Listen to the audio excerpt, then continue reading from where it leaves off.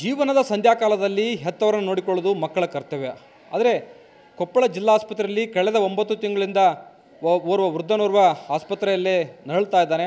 ಆದರೂ ಕೂಡ ಆತನ ಯಾವೊಬ್ಬ ಕುಟುಂಬದ ಸದಸ್ಯರು ಕೂಡ ಬಂದು ಅದನ್ನು ನೋಡಿಕೊಂಡು ಹೋಗ್ತಾ ಇಲ್ಲ, ಜೊತೆಗೆ ಅದನ್ನು ಕರೆದುಕೊಂಡು ಹೋಗ್ತಾ ಇಲ್ಲ. ಹಾಗಾಗಿ ಕಳೆದ 9 ತಿಂಗಳಿಂದ ಜಿಲ್ಲಾಸ್ಪತ್ರೆಯಲ್ಲಿ ಬೆಡ್ ಮೇಲೆ ಮಲಗಿದಂಥ ಸ್ಥಿತಿಯಲ್ಲಿಯೇ ಓರ್ವ ಇರುವಂಥದ್ದು.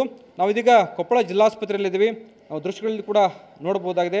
ಜಿಲ್ಲಾಸ್ಪತ್ರೆಯ ಒಂದು ಬೆಡ್ನಲ್ಲಿ ವಿಜಯನಗರ ಅಂದರೆ ಪಕ್ಕದ ಹೊಸಪೇಟೆಯ ರಾಮಾಂಜನೇಯುಲು ಅನ್ನೋಂಥವ್ರು 72 ವರ್ಷದ ವೃದ್ಧ. ಇವರು ಕಳೆದ 9 ತಿಂಗಳಿಂದ ಇದೇ ಜಿಲ್ಲಾಸ್ಪತ್ರೆಯ ಬೆಡ್ ಮೇಲೆ ಇರುವಂಥದ್ದು.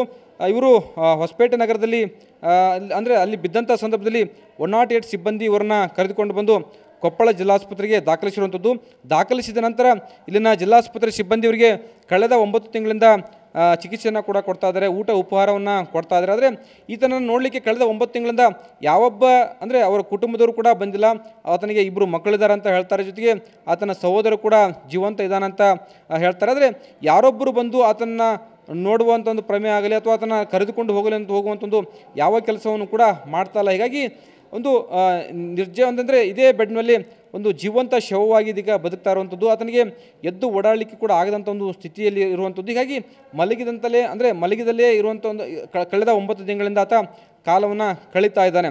ಏನಂತಂದರೆ ಜೀವನದ ಸಂಧ್ಯಾ ಕಾಲದಲ್ಲಿ ಆತನನ್ನು ಯಾರಾದರೂ ನೋಡ್ಕೊಂಡು ಹೋಗಬೇಕಾಗಿತ್ತು, ಜೊತೆಗೆ ಆತನ್ನು ಕರೆದುಕೊಂಡು ಹೋಗಲಿಕ್ಕೆ ಬೇಕಂತ ಎಲ್ಲ ವ್ಯವಸ್ಥೆನೆಲ್ಲ ಜಿಲ್ಲಾಸ್ಪತ್ರೆ ಸಿಬ್ಬಂದಿ ಮಾಡಿದರು. ಕಳೆದ 1 ತಿಂಗಳ ಹಿಂದೆ ಆತನನ್ನು ಹೊಸಪೇಟೆಗೆ ಇಲ್ಲಿನ ಸಿಬ್ಬಂದಿಯೇ ಸ್ವತಃ ಆಟೋ ಮಾಡಿ ಆತನಿಗೆ ಬಟ್ಟೆ ಕೊಟ್ಟು ಜೊತೆಗೆ 300 ರೂಪಾಯಿ ಹಣವನ್ನು ಕೂಡ ಕೊಟ್ಟು ಕಳಿಸಿರೋದ್ರೆ ಮತ್ತೆ ಮಾರನೇ ದಿನವೇ ಆತ ಬಂದು ಇಲ್ಲಿ ಜಿಲ್ಲಾಸ್ಪತ್ರೆಗೆ ದಾಖಲಾಗಿರುವಂಥದ್ದು. ಹೀಗಾಗಿ ಕಳೆದ 9 ತಿಂಗಳಿಂದ ಆತ ಜಿಲ್ಲಾ ಆಸ್ಪತ್ರೆಯಲ್ಲಿಯೇ ಇರುವಂಥದ್ದು. ಆತನಿಗೆ ಅನೇಕ ಕುಟುಂಬದ ಸದಸ್ಯರಿದ್ದರೂ ಕೂಡ ಯಾರೂ ಕೂಡ ಬಂದು ನೋಡ್ತಾ ಇಲ್ಲಂತೆ. ಜೊತೆಗೆ ಆತನಿಗೆ ಹೊಸಪೇಟೆಯಲ್ಲಿ ಆಸ್ತಿ ಕೂಡ ಇತ್ತಂತೆ. ಆಸ್ತಿಯನ್ನು ಆತನ ಸಹೋದರ ಮೋಸ ಮಾಡಿ ತನ್ನ ಹೆಸರಿಗೆ ಬರೆದುಕೊಂಡಿದ್ದಾನೆ. ತನಗೆ ಯಾವ ಆಸ್ತಿಯನ್ನು ಕೂಡ ಕೊಡ್ತಾ ಇಲ್ಲ.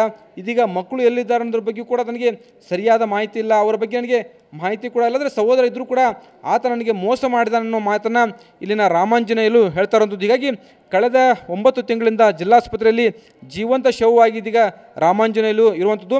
ಇದ್ರ ಜೊತೆಗೆ ಇದೀಗ ರಾಮಾಂಜನೇಯುಲನ್ನ ಮಾತಾಡಿಸುವಂಥ ಪ್ರಯತ್ನ ಮಾಡಿದ್ರು ಕೂಡ ಆತ ಸರಿಯಾಗಿ ಮಾತಾಡೋ ಸ್ಥಿತಿ ಇಲ್ಲ. ಆದರೂ ಕೂಡ ಆತನ ನೋವನ್ನು ಕೇಳುವಂಥ ಒಂದು ಪ್ರಯತ್ನ ಮಾಡೋಣ. ತಮ್ಮದು ಯಾವ ರಾಮಾಂಜನೇಯುಲು ನಿಮ್ಮದು? ಹೊಸಪೇಟೆ ಸರ್. ಹೊಸಪೇಟೆ. ಯಾಕೆ ನಿನಗೆ ಯಾರು ನೋಡೋಕೆ ಬರ್ತಾ ಇಲ್ಲ? ಯಾರು ಬರೋಂಗಿಲ್ಲ ಸರ್. ಯಾಕೆ? ಅವರೆಲ್ಲ ಪಾಕಿಸ್ತಾನ ಮನ್ಸೂರು ಅವ್ರು ತಮ್ಮ ಸಾಕಿದ್ದ. ಇಲ್ಲಿ ಡಾಕ್ಟ್ರ್ ತೋದ್ರು, ಅಲ್ಲಿ ಡಾಕ್ಟ್ರ್ ತೋರು ಬೇಸಾಗಿ ಇನ್ನಂಥವ್ರು ಏನು ಮಾಡ್ಬೇಕು ಅಂತ ತೊಗೊಂಡು. ನಿಮ್ಮ ತಮ್ಮ ಅದಾನ? ಇದಾನ ಸರ್.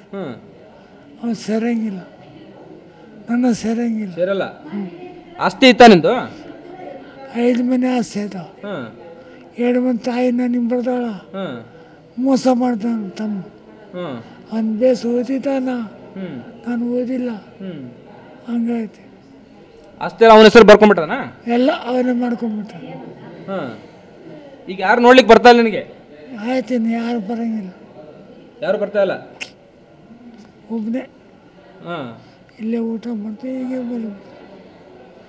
ದೊಡ್ಡ ಡಾಕ್ಟ್ರುಗಳು ಹೇಳಿ ಬೇಸಿಲ್ಲ ಸಾರಕ್ಕೆ ಮಲಗಪ್ಪ ಅಂತ. ಮಕ್ಕಳೆಲ್ಲ ಇಲ್ಲದಾರ? ಎಲ್ಲ ಸತ್ಬಿಟ್ಟ, ಬ್ಯಾಡ್ದವ್ ಕೊಲ್ಲಿದ್ದಾನ. ಇವಾಗ ಇದ್ದಂಥವನು ಜೊತೆ ಇರೋರು ಹೆಂಡ್ತಿ ಹಂಗೆ ಮಗಳ ಕೆಡಿಸಿದ್ಲು. ಹೆಂಡ್ತಿ ಕೆಟ್ಟೋಗ್ಬಿಟ್ಲು, ಸತ್ರವ್ರು. ನಾನೇನು ಮಾಡಬೇಕು? ಈಗ 2 ಮಕ್ಕಳು ಇದಾರ? 2 ಮಾತ್ರ. ಒಬ್ಬ ಸಣ್ಣ ಕೃಷ್ಣ, ರತ್ನ, 2 ಮಾತ್ರ ಇದ್ದಾರೆ. ಅವ್ರು ನಾನು ನೋಡೀನಿ. ಅಂದರೆ ಅದು ಕೂಡ ಏನು ಗೊತ್ತಿಲ್ಲ, ದೊಡ್ಡ ಕೂಡ ಏನು ಗೊತ್ತಿಲ್ಲ. ಉಳಿದಾಳ ಆರೋಗ್ಯದಲ್ಲಿ ಗುರುತಿ ಸರ್ ಬಗರ್ದಿನ ಅಲ್ಲಿದ್ದಾಳ ಅವಳು.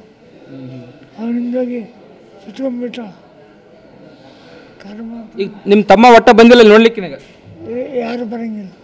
ಯಾಕೆ ಬರಲ್ಲ? ಆಯಿತು, ಹೆಂಗ ಸಾಯಿಲವನು ಅಂತವನೇನು ಸಾಯಿಲ್ ಅಂತ ಬಿಟ್ಬಿಟ್ರ? ಎಷ್ಟು ತಿಂಗಳಾಯ್ತು ಇಲ್ಲಿ ಬಂದು? ಇಲ್ಲಿ ಒಂದು 3.5 ತಿಂಗಳು.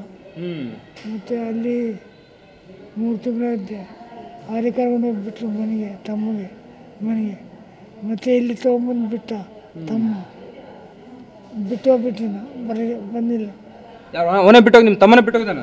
ಇಲ್ಲಿ ಇನ್ನು ಬಂದಿಲ್ಲ ಒಂದು ಸತಿ. ಮೊದಲಲ್ಲೇ ನಾನು ಅನಾಥಾಶ್ರಮಕ್ಕೆ ಬಿಟ್ಟಿದ್ನಾ? ಇಲ್ಲೇ ಇಲ್ಲೇ ಇಲ್ಲೇ. 2 ಗೋಡೆ ಆಗುತ್ತೆ. ಹ್ಞೂ. ಬಿದ್ದೀನಿ ಇನ್ನೂ ಕಾಲು ನೋವು ಅಷ್ಟೇ. ಇಲ್ಲ ಸುಮ್ಮನೆ ಹ್ಞೂ. ಹಾಂ.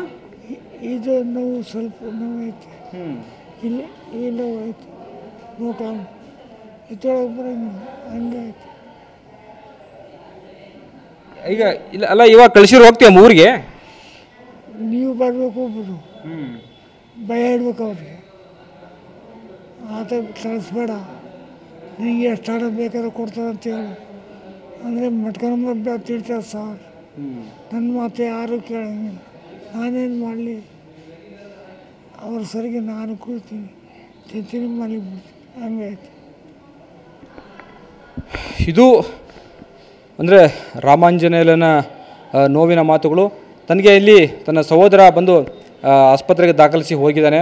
ಇಲ್ಲಿವರೆಗೂ ಕೂಡ ಮತ್ತೆ ಆತ ಬಂದಿಲ್ಲ. ನನಗೆ ತನ್ನ ಸಹೋದರ ಮೋಸ ಮಾಡಿದ, ನನಗೆ ಹೊಸಪೇಟೆಯಲ್ಲಿ 5 ಮನೆಗಳಿದ್ವು, ತನ್ನ ತಾಯಿ ಕೂಡ ಮನೆಗಳನ್ನ ಕೊಟ್ಟಿದ್ದು. ಆದರೆ ಎಲ್ಲ ಆಸ್ತಿಯನ್ನು ಇದೀಗ ಅಕ್ರಮವಾಗಿ ಅವರು ತಮ್ಮ ಹೆಸರಿಗೆ ಬರ್ಕೊಂಡಿದ್ದಾರೆ.